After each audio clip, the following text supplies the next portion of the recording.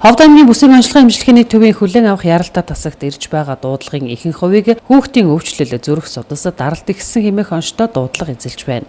Бүсийн онцлогын эмчилгээний төвийн хүлээн авах яралтай тусламжийн тасаг он гарснаас хойш нийтдээ 300 гаруй дуудлага хүлээн авсан ба хоногт 120-оос 130 хүн ирж үзүүлж байгаагийн 70 гаруй хувийг ханиад томооны өвчлөл эзэлж байгаа юм а. Ерөнхийдөө одоо хоногт бол хүлээн авахаар бол 120-оос 30 хүн ирж үзүүлж байна. Тэрний чи одоо 100-аад нь лав хүүхэд ирж байгаа юм.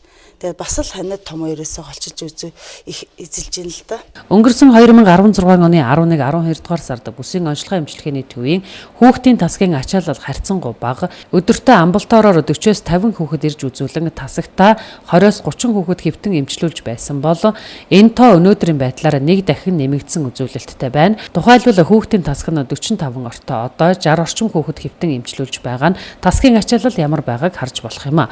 Өдөртөө хүүхдийн тасгийн амбулатороор 120 хүүхэд ирж үзүүлж байгаагийн дийлэнх нь ханиад том уу амьсгалын замын өвчний шинж тэмдэгтээ 0-оос 5 насны хүүхдүүд байна. 45 ортой гэж явдаг.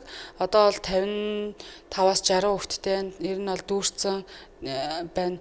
Өдөрт хүүхдийн үзлэгийн тоо гэхэд амбулатороор бол нэг 50-аас 60 хүүхэд өглөө авахаар оройн цагаар бол нэг 30-аас 40 хүүхэд нийтээ баг өдрийн үзлэг нь бол 100-аас 120 хүүхэд бол үзүүлж байгаа. Эцэг эхчүүд бага насны хүүхдээ ханиад томооны шинж тэмдэг илэрсэн даруйд харьяа баг орооныхоо өрхийн эрүүл мэндийн төвд ханддаггүй, мэрэгжлийн эмчээс зөвлөгөө авдаггүй, дур мэдэн гэрээр эм уулгадгаас хүүхдийн өвчлөл хүндэрдэг байна. Цаашлаад эмнэлгийн ачааллыг нэмэгдүүлэхэд нөлөөлж байгааг эмч хэлж байна.